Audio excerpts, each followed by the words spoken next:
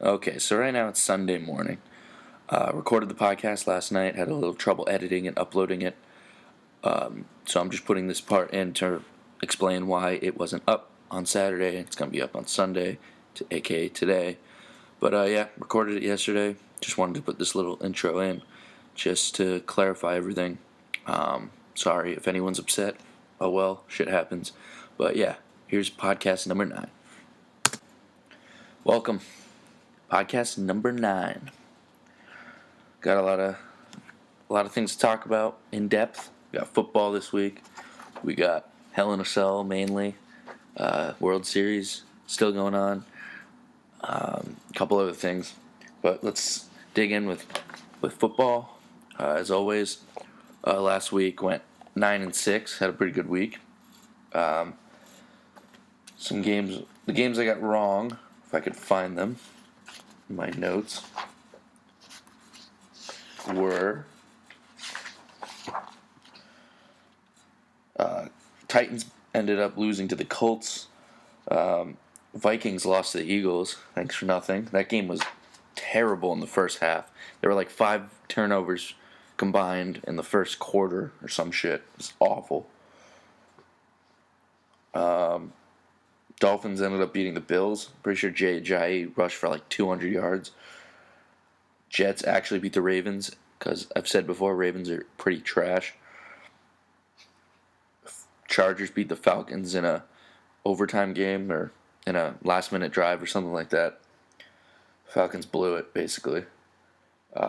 And the Cardinals and Seahawks tied after 2 crazy missed field goals. That was crazy. Won't see much like that ever again. Catanzaro missed a field goal, and then Hauschka missed an even easier field goal. It was ridiculous. But yeah, overall I'm 60-46. At least it's the current tally I have. I'll go back and make sure I have the correct tally at the end. But this week we got Week 8. Got the London game tomorrow morning. Redskins and Bengals. I'm going to go with the Bengals.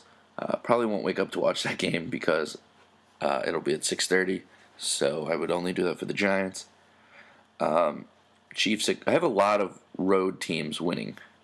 I only have 2 home teams winning this week, I just noticed. But Chiefs at Colts, I'm going to go with the Chiefs. Cardinals at Panthers, going with the Cardinals. Raiders at Bucks, going with the Raiders. I just think those are the better teams. Seahawks at Saints again, even at home. I still think the Seahawks would win, or even at the Saints' home, and they're pretty good at home. I'm still going to pick the Seahawks. Lions at Texans, this honestly could go either way depending what Texans team shows up, but I'm going to pick the Lions. Pats at Bills, that's easy. Bills already beat the Pats once, so I'm sure they want revenge. Plus, Tom Brady is Tom Brady.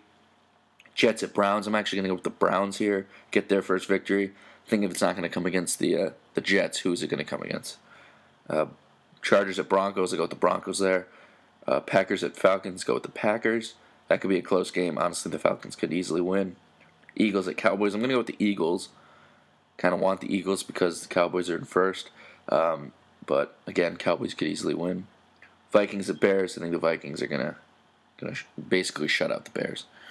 Giants are on a bye week, so really just focusing on my fantasy team this week. Both fantasy teams I have aren't doing great. They're both around 3-4, I believe. So, not the best. Not what I hoped. But let's move on. Hell in a Cell. Man, we got 3 Hell in a Cell matches. I don't know if they've done it since the first Hell in a Cell pay-per-view, which I actually attended in 2009. Most of you will remember the R-Truth Drew McIntyre 5-Star Classic. Obviously, I'm kidding. That's just a joke me, Matt, and Ramey have. Because we were there. But they had 3 Hell in a Cell matches, and from what I remember, it wasn't too much, but I remember that the DX Legacy Hell in a Cell, like half the match was out of the ring, so they didn't really overload it. But the best part about that one was Randy Orton actually beat John Cena, and this was in 2009, where Cena was still pretty hated. I hated him. Matt hated him. I'm sure Ramey hated him. And for those who don't know, Matt, my brother, Ramey, his best friend, so those are a little background on them. But yeah, we marked the hell out when Orton won. I don't really remember much else. I remember Punk and Undertaker opened the show and Punk lost. I remember he was in trouble for something. He didn't wear like a suit or something. I don't know why I remember that. He didn't like wear a suit to a meeting or something, and they took the title off him. I don't know if that's true or not. That's just what I remember. All right, but for this year, we have Hell in a Cell in Boston, Massachusetts. My brother Matt is actually going, so I hope he has a good time. We got the pre-show match: Cedric Alexander and Lince Dorado and Sin Cara, both were. Wow, I cannot speak today. Cedric, Lince, and Sin Cara versus Nice, Gulak, and Daivari. I think the faces are going to win here: Cedric, Lince, and Sin Cara. I'm glad this is a match. They deserve a spot on the pay-per-view. Honestly, putting on the best matches on Raw are the cruiserweights. Honestly, the cruiserweights that aren't TJP and Brian Kendrick. But actually, that's not true. When they're not facing each other, they have had good matches. But Cedric is one of my favorites. He's outstanding in the ring. Lince as well. He really impressed me during the Cruiserweight Classic and on Raw now. Sin Cara, I'm glad they're doing something with him. Might as well put him in the Cruiserweight division. Might as well expand that. Tony Nese, I really like. Not only does he have an awesome theme song, he is just so good. He's such a good high flyer. He's jacked. He's got power. He really can do everything. He's the premier athlete, and that's just not a name. That's just not a gimmick. That's actually who he is. Drew Gulak, mixed feelings on him. First match I saw of Gulak was in SummerSlam weekend at Evolve. Him versus Timothy Thatcher for the title, and it was just a snooze fest. But he had pretty good matches at the Cruiserweight Classic, and he's just a mauler. He just beats the shit out of people, so he's fine. And then Daivari, I like Daivari because he's a heel, and he always plays the heel. I know this team is heel, but Gulak and Nese are pretty popular, so it's hard to get them heat, but Daivari, he plays the heel, and the Cruiserweights need more heels. So, on the actual card, we have Bayley versus Dana Brooke. Bayley shouldn't lose to Dana. As much as I hate Dana, and I'm not saying this just because I don't like her, Bayley should be your next competitor for the women's title, or at least in the near future. You don't want her to lose and look less credible. Please just have her win, especially on a pay-per-view. So you want to make her look good because she's going to be facing Sasha or Charlotte for the title very soon. And if she isn't, I just don't know what they're doing. Enzo and Cass versus the Club. I think the Club's going to go over here, but this is basically a battle of the two teams that never win. I said it during SummerSlam. I said it to I think it was Ramey who replied to me on Twitter. I said Enzo and Cass are going to lose to Jericho, and he said, "Are you crazy? Jericho is just a thrown together tag team. Enzo and Cass should get the win easily." I said Enzo and Cass never win, never have, probably never will. As great as they are, they're just never booked to win. Unless the only reason I could see them winning is if the Club keeps losing and turns this losing streak into a storyline. And then just playing fantasy booking here, if they did that, they would have to add a member to the Club. It would be they're losing, and then they find someone to add to the Club. In the greatest of worlds, it'd be Finn Balor when he returns. Honestly, I don't even know when he's coming back. So there might be a long losing streak. I don't think they would just go to SmackDown and be with Styles. So it's a long shot. I'm just going to say the Club wins. If not, you're going to see a lot of bitching on Twitter. I'm surprised fans haven't turned on Enzo and Cass yet like they did the New Day already. Which is good, though, because Enzo and Cass are awesome. They deserve to be cheered. But speaking of the New Day, next match for the tag titles, New Day versus Sheamus and Cesaro. Usually, the put-together tag team wins the tag team titles. The unlikely pairing does it. Like when you put together the WWE champion and the number one contender. I think Cena and Shawn Michaels did it. Stone Cold and Mankind, maybe? Stone Cold and someone. Undertaker? I don't know. It's been done plenty of times. But I'm going with New Day here. I think they're going to break Demolition's record. I think that's what they want. I hope they don't just break it and then immediately lose it. I hope they go like 500 days. That'd be sweet. At least for me. Most people, again, at least the internet fans aren't kind to the New Day anymore, which is stupid to me. just turning on people for doing what they do. Like, yeah, New Day's awesome, and then 3 weeks later, New Day sucks. They're doing what I liked 5 minutes ago, but now I hate it. Blah, stupid. New Day should win, and I can see Sheamus turning on Cesaro easily. I know they would usually like to drag it out long, but I don't think this got as over as they wanted to.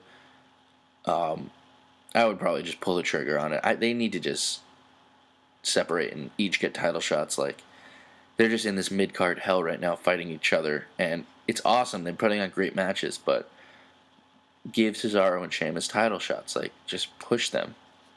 And I know most people don't want Sheamus as a contender or a champ. I think he deserves it. He's always putting on great matches. He's over as a heel. He gets booed. So I think he deserves it. I mean, obviously, as Owens is champion, you can't have him one-on-one because that's stupid. It's heel versus heel. So at least do a Sheamus, Cesaro, Owens, or Rollins if he does win. Triple threat. I think that'd be awesome. And if Rollins does win, both of them can face him one-on-one. Next, we have the Cruiserweight title.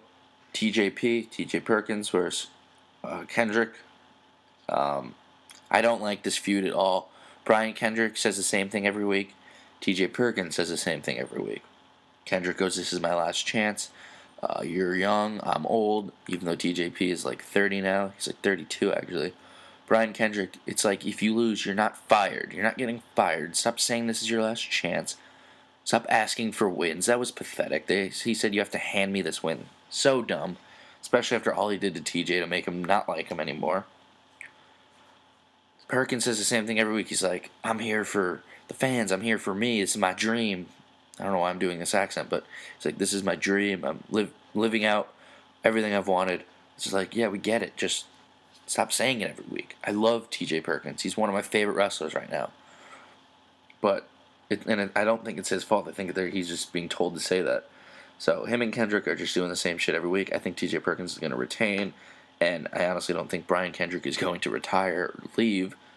And if he does, he'll probably be in the Performance Center as a trainer. I'm pretty sure they want him to be a trainer.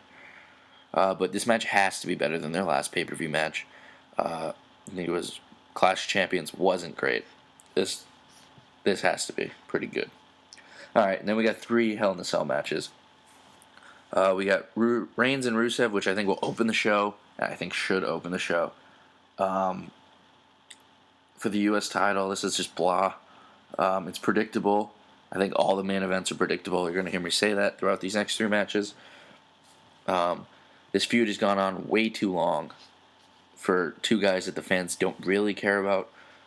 As much as I like Reigns, he hasn't been doing a great job carrying the feud because Rusev has also been pretty bad. Lana hasn't been there all the time, I don't think, because she's filming a movie. Rusev's going to lose, like always. Reigns is going to win. I don't think it's smart to have Reigns lose. I think he should have a lengthy title run. Keep him down at the mid-card, maybe till he gets some more fans. But, yeah, this, hopefully, I mean, it's the Hell in a Cell. It should end the feud. It's usually what it's there for. I don't think it'll end Rollins and Owens, but the other 2 Hell in a Cell matches should be the final match, at least for now.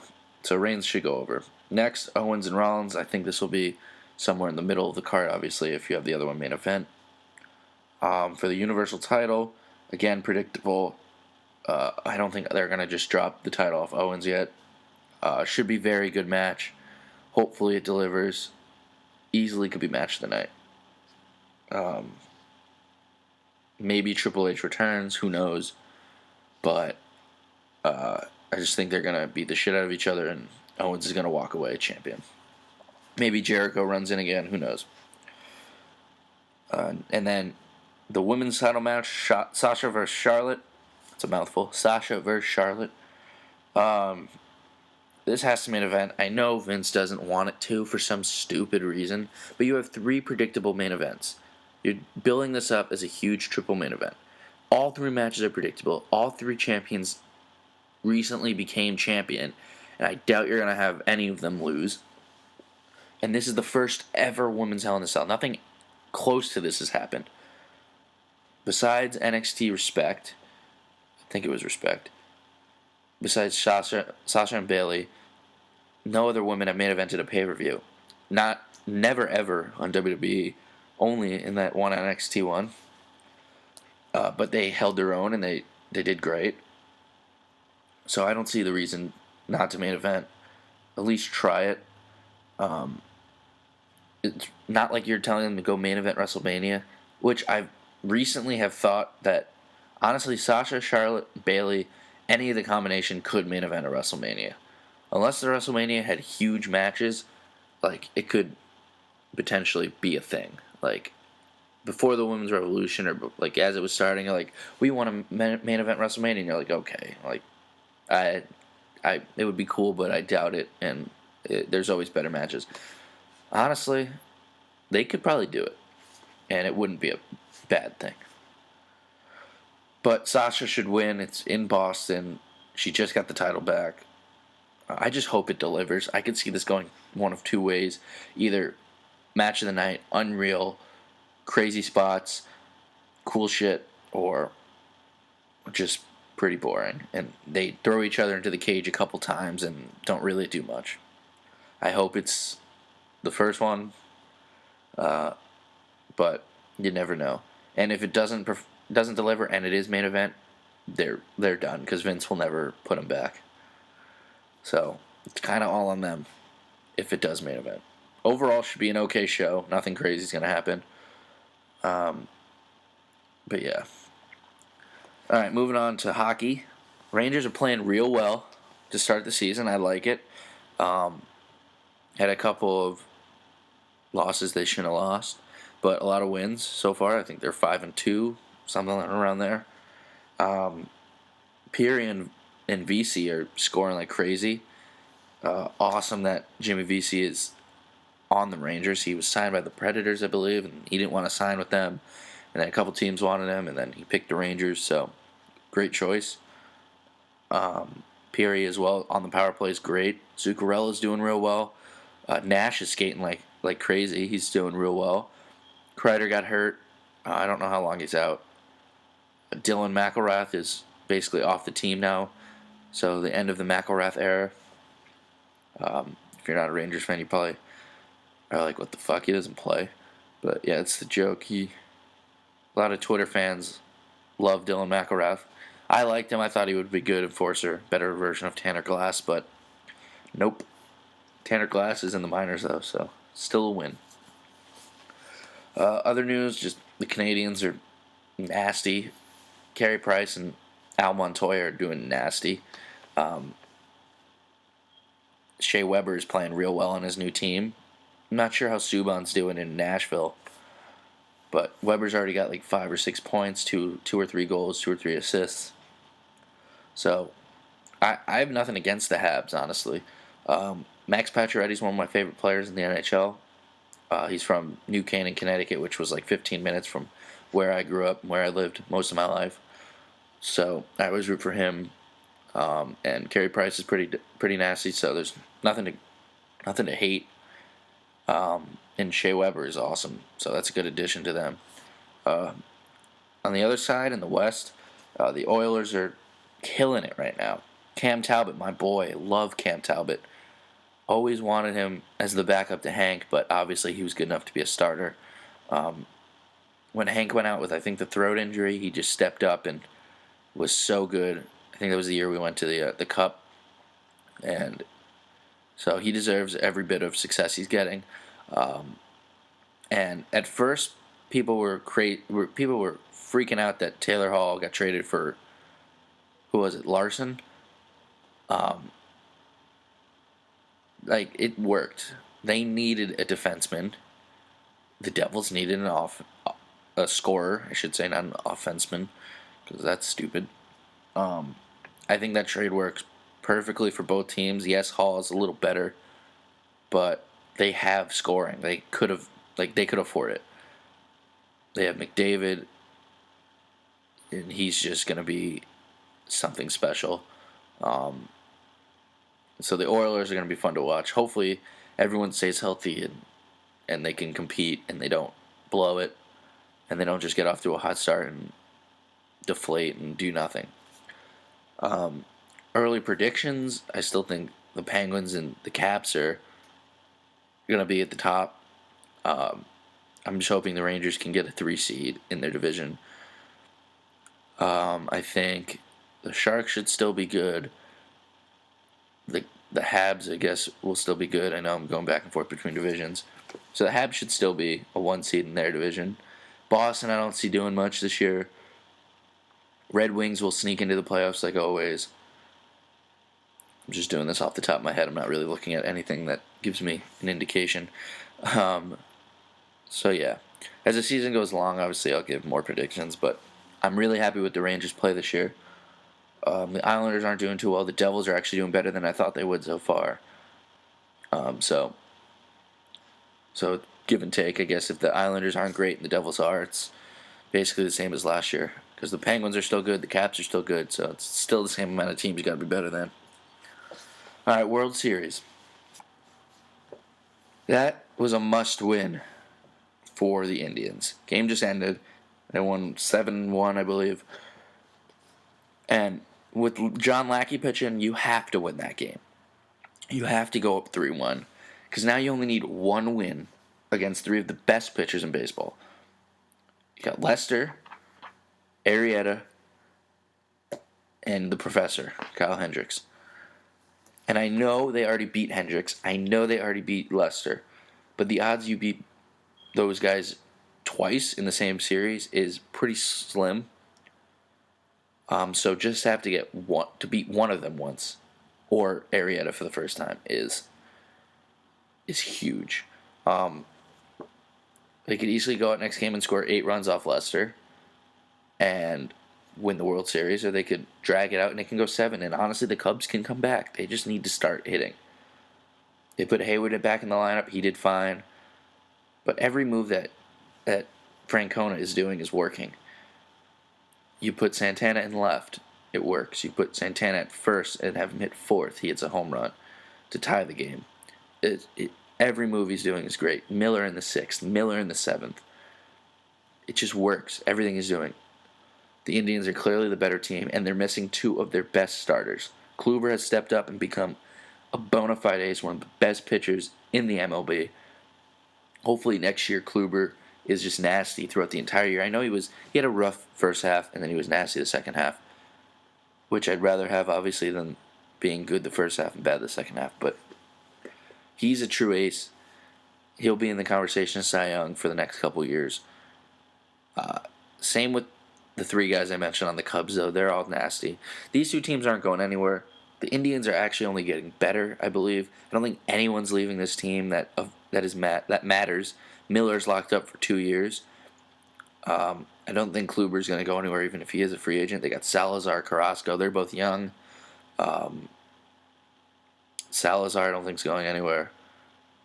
Santana's not going anywhere, I don't think. Maybe Napoli retires or something at some point or is a free agent, but he's replaceable. Lindor's their future. Kipnis, Chisenhall, they're all very good, very young players. And I think they're going to be nasty for a very long time. Cubs, again, well, obviously they'll all be there. Schwarber's looking great. He's actually getting RBIs and stuff. Can't play the field, though, so they have to only play him in Cleveland or pinch hit, which is unfortunate. But honestly, I'm still surprised they didn't trade Schwarber. I guess they actually want him as their left fielder. They could probably get a lot from the Yankees. They could probably get a lot from the Rangers. They could probably get a lot from a lot of teams that need a DH and can give up some prospects. Schwarber on the Yankees would hit 40 home runs a year if he stays healthy, and he probably would because he'd be DHing. So I'm just shocked that they weren't trying to get a lot of prospects, even though they have a lot of prospects, for a guy who kind of can play the outfield. But all right, that's enough of sports. Only at 25 minutes here at this podcast. I want to talk a little about Jake and Amir. They came back randomly without warning, as Dubes would say, illegally, for the record, without warning. They're they came back and made an episode. For those who don't know, Jake and Amir is on College Humor. If you don't know College Humor, you should probably go fuck yourself. It's hilarious. They make a bunch of different types of videos. Jake and Amir just being one series with Jake Hurwitz, Amir Blumenfeld, two of the funniest guys on the internet and in the world. They do tours for their podcast and stand-up shows. Their podcast is If I Were You. People email them questions and stuff and situations, and they talk about what they would do. It's just good stuff. But it's been since like 8 years or something, since 2010, yeah. And they had a shit ton of episodes, like 2 a week they would do for a long time. It just evolved so much from Amir being this guy who only wants to hang out with Jake and wants to eat chicken nuggets to just Amir being the craziest person you could imagine to Jake being crazy sometimes, which were some of the funniest episodes. Jake being the weird one and Amir being the normal one. But my friend Danny was like, you got to check out this video, blah, blah, blah. He's like, this reminds me of someone. And then he showed me it. And he's like, yeah, all these videos are hilarious. You should watch them. And then I just became hooked. I showed Matt, my brother. And he's like, yeah, Jake and Amir, like, I used to watch that stuff. Like, it was funny.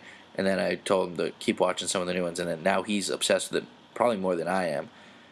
He'll, like, quote it to me and he'll be like, how do you not know that? That's this specific episode from this year in Jake and Amir. And I was like, damn, I don't know all of them. But, yeah, Jake and Amir is some of the funniest stuff in the world. But they randomly came back and made a new episode. It was about Trump and the presidential debate. I didn't find it that funny, but like Matt said this to me. He's like, they could have just sat there and done nothing, and I would have laughed because it's fucking Jake and Amir, and they're fucking made another episode. After 8 years, they stopped. They had this whole finale with this whole story of what everything meant in the past 8 years, and it was pretty good. I mean, some of the episodes weren't great in the finale, but 2 or 3 of them were amazing. Also, Ben Schwartz, who was John Ralphio on Parks and Rec, he was in a bunch of episodes. He was fucking hysterical. He had a different character every time, and with a different guy who couldn't come up with his own name, and he was. It's just hard to explain. He was a guy that Jake thought was the same guy, and ended up being different guys. It sounds stupid, but it's fucking hilarious. So if you don't watch Jake and Amir, please go watch Jake and Amir. It's just pick an episode and you won't stop watching for a couple hours. They're short episodes, like 5 or 6 minutes, and you'll just click from next one to next one, and you're just gonna die laughing. But I don't know if this means they're back making videos. I know their TV show didn't go as they planned. Ed Helms had picked them up and pitched them to a couple TV shows, a couple of TV stations, and I don't think anyone picked them up. So I don't know if they're back. I know they're on tour all the time. But hopefully they make more videos. Once a month, twice a month, something. I'm not even asking twice a week. I'm not asking once a week. Just keep producing videos, Jake and Amir, please. Alright, so it's about 30 minutes here. Wrap it up in a little. So if you haven't watched my How Fast Can I Eat a Double Animal Style video, please go watch that. It was pretty impressive. It was pretty disgusting. But my next food challenge I'm going to do is Saltine Challenge, which is, depending on who you ask, it's a certain amount of saltines in a minute without water. I'm just going to see how many I can eat in a minute. I think the challenge is like 6 or 7. I've done it before. I've done 6 or 7 before. I can't remember what the number was. So I'm going to try to do it. I'm trying to get 8 or something. I don't know. We'll see. It's a video I can do 100 times and post it, and hopefully it'll be good. But I want to do more food reviews. If you know of any food that's weird or good or odd, put it in the comments and let me know, and I'll check it out. Do a Lay's flavor of chips if I find one, or just anything that catches my eye. I've been trying to film and figure out comedy sketches. I've done one, and I put it together. I didn't like it that much. I just gotta figure out how to make it better. because it's hard to film with one person.